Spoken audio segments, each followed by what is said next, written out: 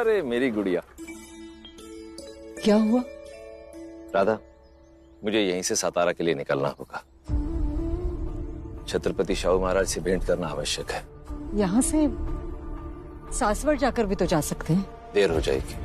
अच्छा यही होगा कि जो कुछ भी हुआ है उसकी सूचना मैं स्वयं जाकर महाराज को दूं। बाजीराव, सबको सुरक्षित सासवड़ ले जाने का उत्तरदायित्व तुम्हारा। हो बाबा। सुनो, आई को अधिक परेशान मत करना। ख्याल रखिए। चलो।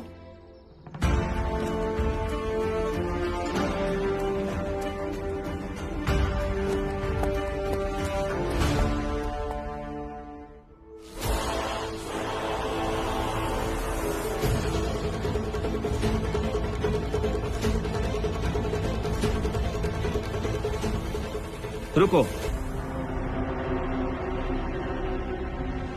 भाई साहब ने चास कमान से फूल लाने का आदेश दिया था। आने दो उसे।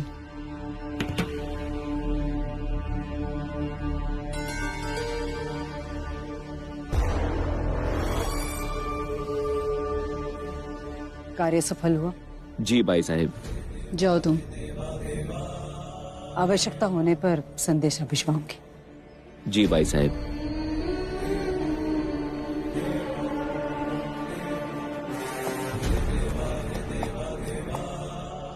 पड़ोस में आग लगी हो तो नींद आ भी जाए, किंतु अपने ही घर में आग पकड़ ले तो कोई चैन से नहीं सो सकता।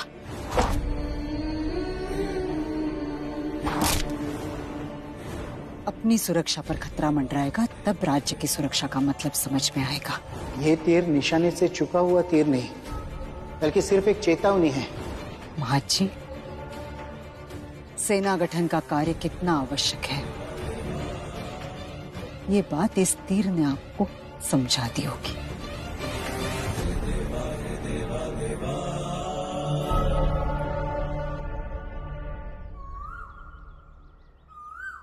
मैं वो कुछ नहीं जानती, लेकिन हम इस तरह से हाथ पर हाथ रखकर बैठ भी नहीं सकते। बात लाड़ू की है। हाँ, किंतु जब तक ये नहीं पता चलता कि तीर किसने चलाया था, प्रतीक्षा करने के अलावा कर भी क्या सकते हैं हम?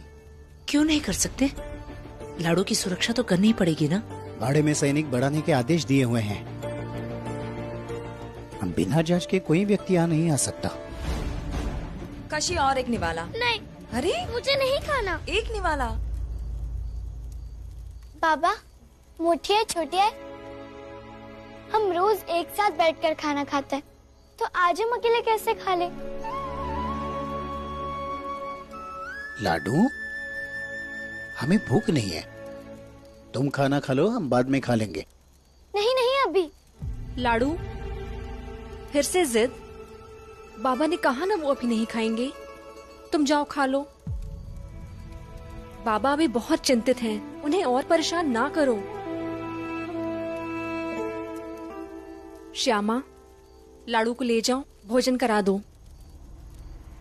चलो चलो।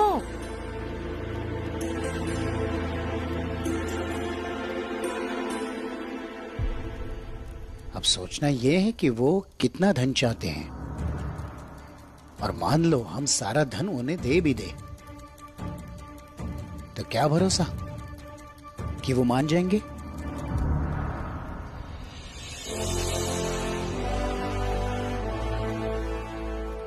लाड़ी, क्या है ये सब? दो मुझे।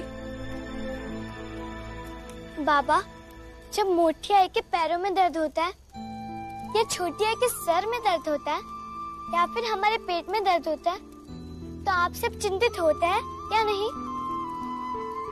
फिर जब आज आप परेशान हैं, तो हम चिंतित क्यों नहीं हो सकते? बाबा, उस तीर वाले आदमी को हमारी सारी संपत्ति दे दीजिए, हमारा धन, हमारे कपड़े, आभूषण, सब।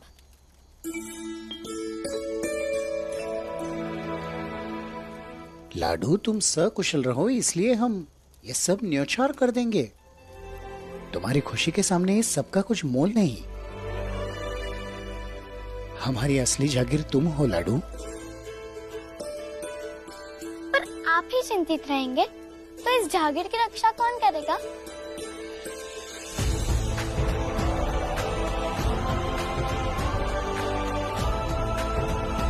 लक्ष्मी, हल्का सा पीसना उसको। हाँ,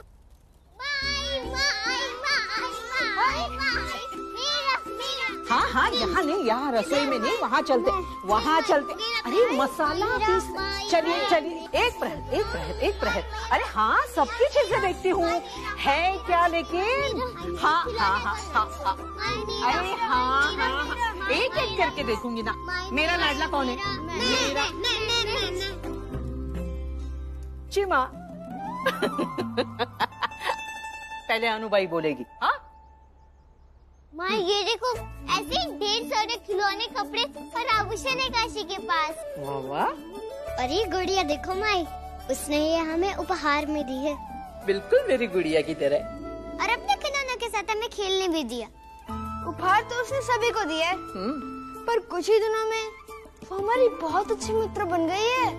मुझे नहीं पता था माई कि मेरे भाई बहन इतने लालची हैं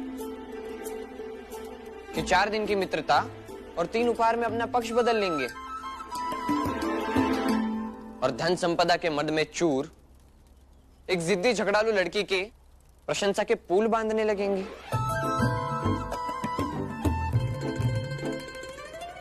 बाजी, क्या बात है? तुमसे जिद्दी झगड़ालू ऐसे क्यों बोल रहे हो? जो जैसा है उसको वैसे ही बोलूंगा ना। नासमझ, स्वार्थी, संस्कार विहीन, ऐसे लोगों से दुश्मनी ही अच्छी।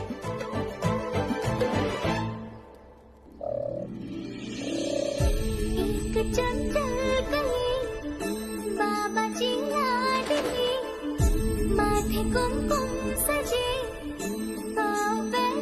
बजे, भोली भाली, आली आली, काशीबाई।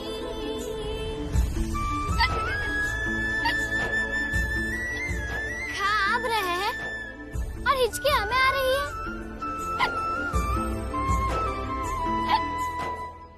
दादा, क्या आपको काशी पसंद नहीं है? पर वो हमारे मित्र है। आपकी तलवार के बारे में कोई कुछ कह देता है तो आप सुन नहीं पाते, तो हम भी अपने मित्र के बारे में ऐसी बातें क्यों सुने? और इसमें लालच वाली क्या बात है? उपहार तो अक्सर मित्र से ही मिलते हैं। मित्र ने उपहार दिया तो मना कैसे कर देते? और आपने भी तो कटार ले ली थी ना, मना नहीं किया था। और आपकी तो वो मित्र भी नहीं थी, फिर क्यों ले ली? यदि हम लालची तो आप भी लालची। अच्छा, मैं लालची? हाँ।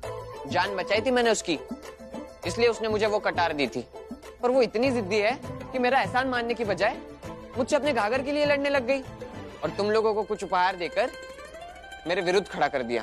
फिर से किसी ने याद किया, श्यामा ताई। काशी को उसकी घाघर पसंद थी तो उसने वो आपसे मांग ली। अनुबाई और भीऊबाई उनकी चीजों को लेके आपसे झगड़ा करती है, तो क्या आप उनको भी नासमझ, स्वार्थी ऐसा कहोगे? माई, अनु और भीऊ मुझसे लड़ती, मुझसे झगड़ती, ना किसी अतिथि से। ये बात की समझ तो सबको होनी चाहिए ना। और वैसे भी मुझे उस काशी से कोई लेना देना नहीं है। एक बार मिली, बुरा सपना समझकर भूल गया। ना बोलने का ढंग है उसमें, ना लेश मात्र की समझदारी। मति भ्रष्ट है उसकी। कौन है जो हमें बार बार याद कर रहा है? लाडू, लो पानी पी लो।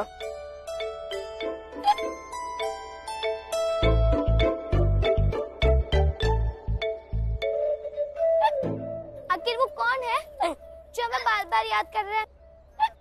ठीक ही है, जिस तलवार से लड़ना नहीं, उसकी धार पर रखने का क्या लाभ? तुम लोग उससे मित्रता करो या शत्रुता, मुझे क्या लेना देना। फिर कटार के ले ली काशी से?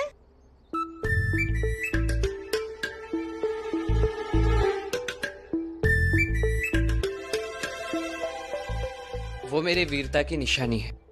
अच्छा, तो सब मतलब की चीज निशानी हो गई। उसने मेरी वीरता स्वीकार की थी, इसलिए उसने मुझे वो कटार दी। एक वीर योद्धा को एक बेकार लड़की की निशानी रखनी ही नहीं चाहिए ना, बेमतलब याद आएगी। इससे अच्छा उसे किसी कुएं या फिर तालाब में फेंक दीजिए, या फिर उसकी आई को वापस कर दीजिए। क्यों वापस कर दे? और कटार लेने से क्या हुआ? काशी को याद थोड़ी करूंगा मैं,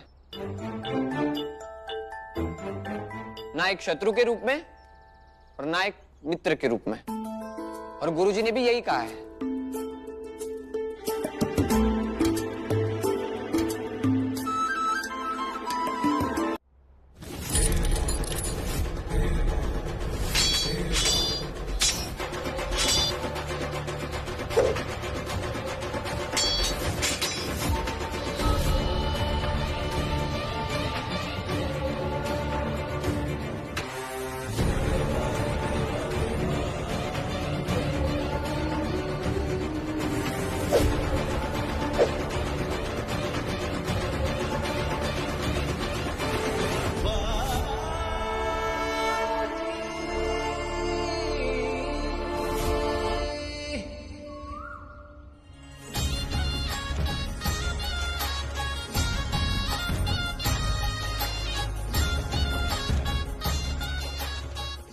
हे माता, हर विजयादशमी की पूजा में हम शास्त्र आगे रखते हैं। ये वही खता हमारा शस्त्र भी है।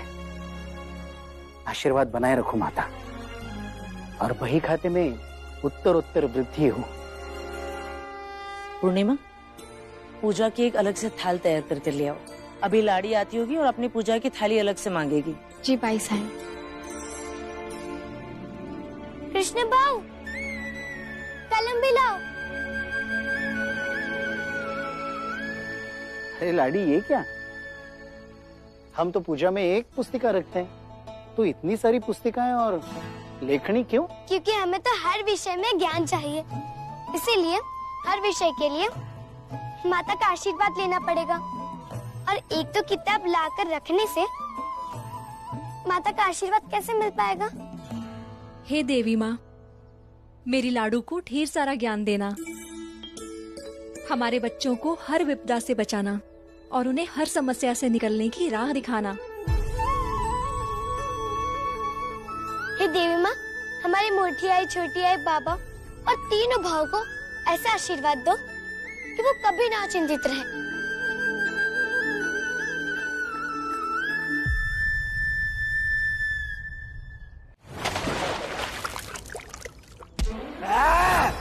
तुमने मेरे घर पर हमला करने की योजना बनाई, मेरी बहन काशी को अगवा करने की कोशिश की। महादेव की सौगंध, मैं तुझे आज जीवित नहीं छोड़ूंगा।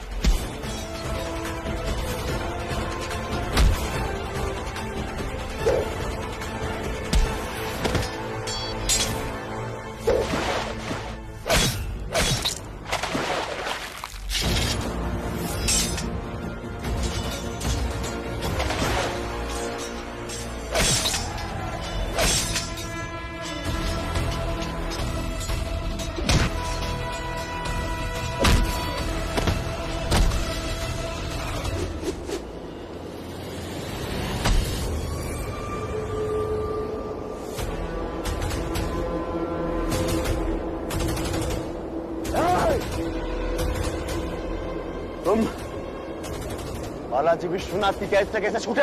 एक काम करना होगा। इसी शर्त पे कि इसे कैद से आजाद कर सकूं। परंतु मैं इसे जिंदा नहीं छोड़ूंगा। नहीं सरदार, इसे मारकर हमें कुछ नहीं मिलेगा, लेकिन अगर इसे छोड़ दिया तो हमें बहुत कुछ मिलेगा। वो कैसे?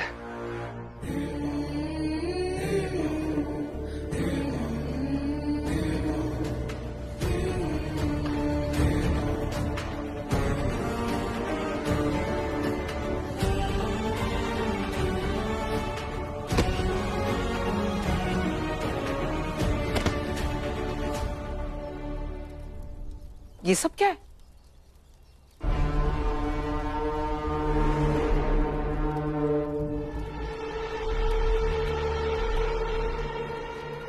ये महाज जी का बड़ा बेटा है ना?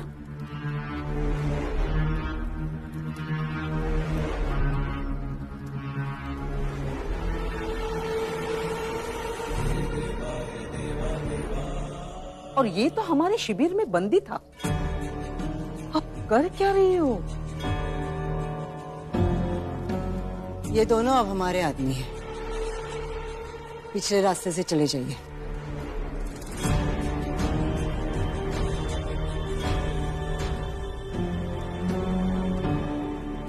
और महाज जी का बड़ा बेटा हमारी किस्मत की चाबी। राधा भाई कहाँ हैं आप? शुभ मुहूर्त निकला जा रहा है।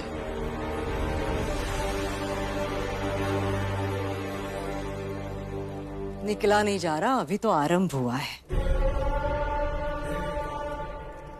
धन के अहंकार में चूर रहने वाले लोग क्या जाने कि राजनीति की बिसात पर कभी कभी प्यादे भी वजीर की हैसियत बेच खाते हैं।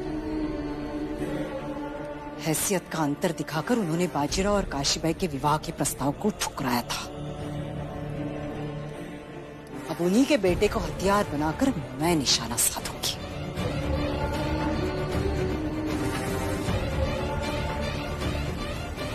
वो भी 7 दिन के अंदर।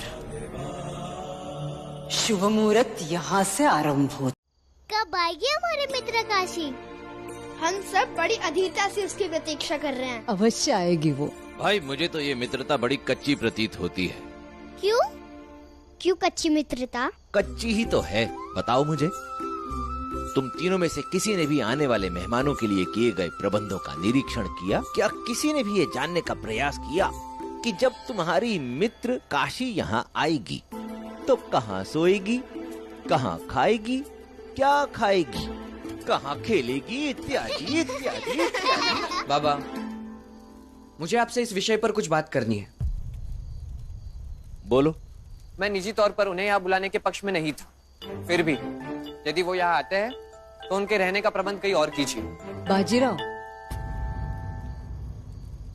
ये तुम नहीं तय करोगे इस घर में कौन आएगा, कहाँ रहेगा। बिना बात और परिस्थिति का मर्म जाने अपनी राय रखना उद्दंडता कहलाती है, समझे? काशी से तो मैं भी मिली हूँ, लेकिन मुझे ऐसा कुछ नहीं लगा कि तुम उससे इतना बैर रखो। बाजीराव, तुम्हारी आई एकदम ठीक कहती। पर बाबा, देखो, किसी से मतभेद हो तो इसका ये अर्थ नहीं कि उसके प्रति मन में बैर पाल लिया जाए। पता नहीं ऐसा क्या जादू कर दिया उस काशी ने आप सब पे। आप सब हमेशा उसी का पक्ष लेते हैं। आप सबको ये नहीं दिखाई देता कि वो कितनी बड़ी झगड़ालू है। जाओ दे, बालपन की चिढ़ है।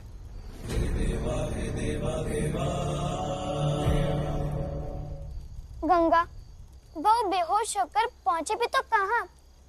उन बैरी बाजीराव के घर। दोबारा मिलना तो नहीं चाहते थे, लेकिन क्या पता था कि कुछ ही दिनों में मिलना पड़ेगा। बहुत बोलते हैं वो, और हम उन्हें एक क्षण भी बर्दाश्त नहीं कर पाते हैं। और वहाँ घर भी उन्हीं का होगा ना, कैसे चुप कर पाएंगे अब हम उन्हें?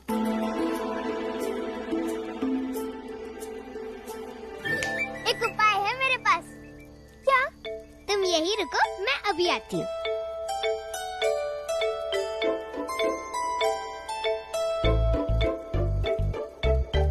ये सब क्या है और इसका हमें क्या करना होगा?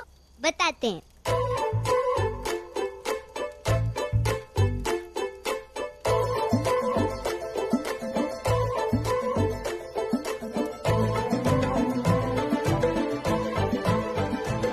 आवश्यकता पड़े तो उपयोग कर लेना, चुप हो जाएगा।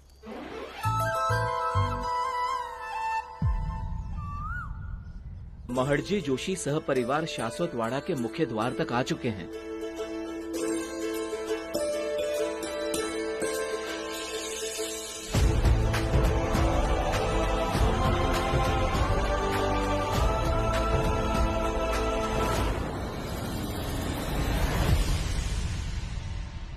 संस्कार भूल गए हो क्या? जब अतिथि आते हैं तो पूरे परिवार को मिलकर उनका स्वागत करना चाहिए। यही परंपरा है, और राज्य को एक सूत्र में बांधकर रखने का सपना देखने वाले को परंपरा तोड़ने का विचार भी मन में नहीं लाना चाहिए। समझते का? चला चला चला चला चला, आओ। क्या धर्म संकट है, कैसे बताऊं आइको के काश।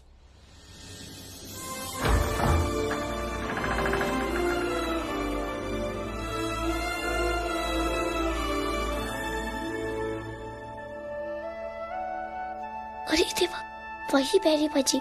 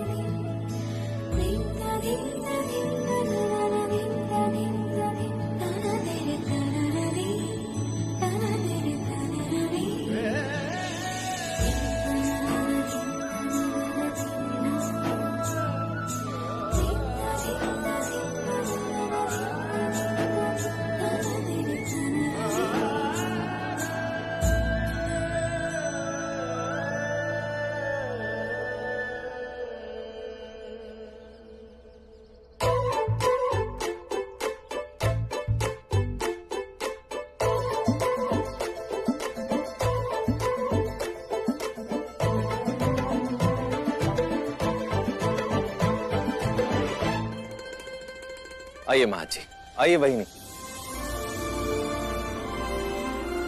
रुक जाओ काशी।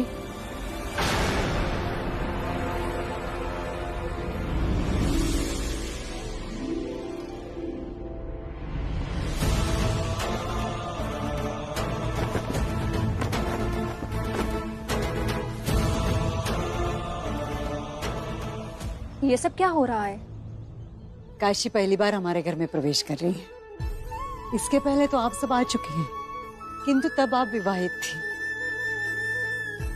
काशी कन्या है, और जब कोई कन्या हमारे घर में पहली बार प्रवेश करती है तब हम उसके पद चिन्ह लेते हैं, ताकि वो हमारी स्मृतियों में सदैव बसी रहे। किंतु हमने कभी ऐसी परंपरा के बारे में सुना नहीं, और नहीं ऐसी परंपरा कभी निभाई है। हो सकता है, किंतु हम तो ऐसा ही करते हैं। हम हमारे अतिथियों की स्मृतियों को संजो कर रखना चाहते हैं, खासकर कन्याओं की।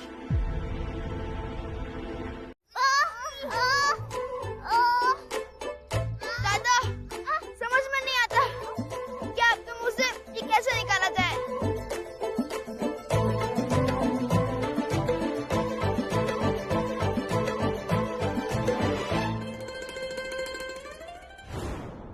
रो मत बाड़ा,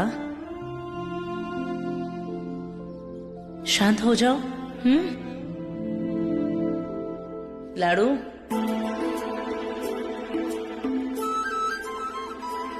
लाडू, हास परिहास तभी तक शोभा देता है जब तक उससे किसी को दुख ना पहुंचे या पीड़ा ना हो, अन्यथा हास परिहास भी अपराध की भांति होता है। बस ये ही निकल जाएगा। कैसे निकलेगा? फिर निकाल दो। हम निकाल देंगे, लेकिन ये उसके बाद फिर से कुछ ना कुछ ऐसा ही बोलेंगे जो हमें अच्छा नहीं लगेगा। इसीलिए तुम लोगों को वचन देना होगा कि निकालने के बाद ये चुप रहेंगे। हम वचन देते हैं, चुप रहेंगे।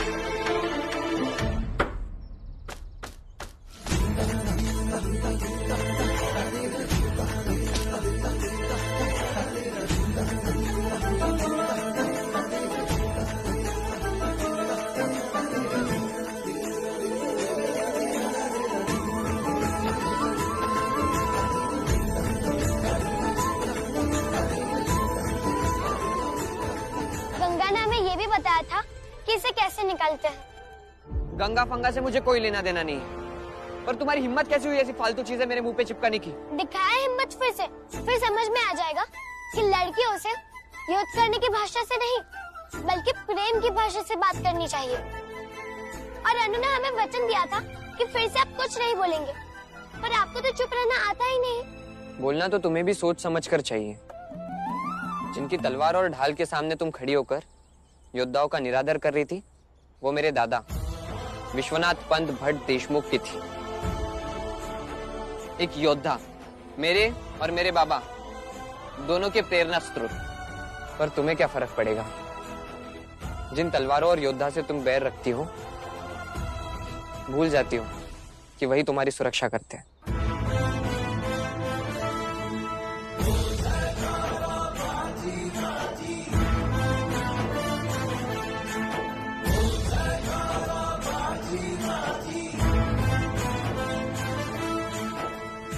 कृष्ण भाव, लगता है हमसे बहुत बड़ी गलती हो गई है।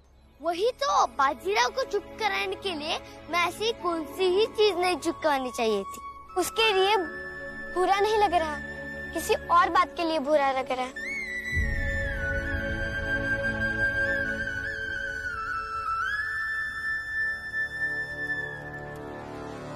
शिवबाई, हमें लगता है कि सेना निर्माण के लिए राधाबाई को जो धन चाहिए हमें वो उसे दे देना चाहिए, क्योंकि हमारी बेटी की रक्षा करके उसने हम पर उपकार तो किया ही है, बरोबर ना?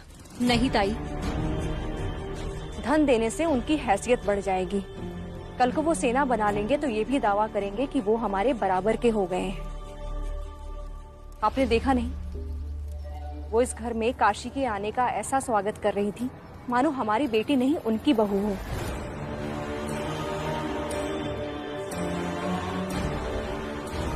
मगर हमें इससे पिघलना नहीं है। हम यहाँ आए हैं, हमारा बेटा थोड़ा ठीक हो जाए, उसे लेकर यहाँ से चले जाएंगे।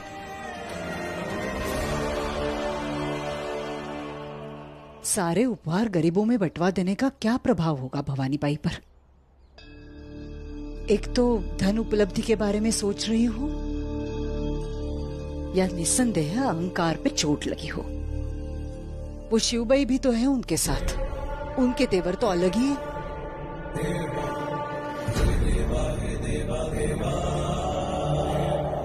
आप फिर से एक बार महाजी से बात करके क्यों नहीं देखते? राधा, कभी कभी तुम बहुत उतावलेपन से काम लेती हो। और देखो, राजनीति ऐसे उतावलेपन से नहीं की जाती है। राजनीति की अपनी एक गति होती है, गरिमा होती है। ये समझ लो कि दो नदियों को यदि स्वेच्छा से ही मिलने दिया जाए तो वही हितकारी सिद्ध होता है, परंतु यदि उन्हीं नदियों को बलपूर्वक मिलाने का प्रयास किया जाए तो सबके लिए हानिकारक, विनाशकारी सिद्ध होता है। और वैसे भी तुम्हारे इस उतावलेपन के कारण मैं अपनी मित्रता को और पिसने नहीं दूंगा। एक बार पहले ही उन लोगों ने इस संबंध के लिए ना कर दिया है। अब दोबारा इस संबंध का प्रस्ताव लेकर मैं उनके पास नहीं जाने वाला। राज्य के हित के लिए भी दोबारा बात नहीं कर सकते? राधा, मैं तुम्हारा क्या करूं? मेरी बात मान लीजिए ना। अच्छा, देखो, मुझे थोड़ा समय दो, मैं कोई दूसरा तरीका निकालता हूँ। अब सोचेंगे फिर अमल करेंगे, इतना समय नहीं है हमारे पास। अच्छा, तुम तो कहती हो कि तुम्हारा ये समय है, ये बड़ा बलवान है, तो एक बार अपने इस बलवान समय पर थोड़ा भरोसा करके भी देख लो। वैसे भीतर की बात बताऊं, तुम्हारे समय पर मुझे भी पूरा भरोसा है, इसीलिए तो निश्चिंत होकर बैठा हूं। तुम भी निश्चिंत रहो।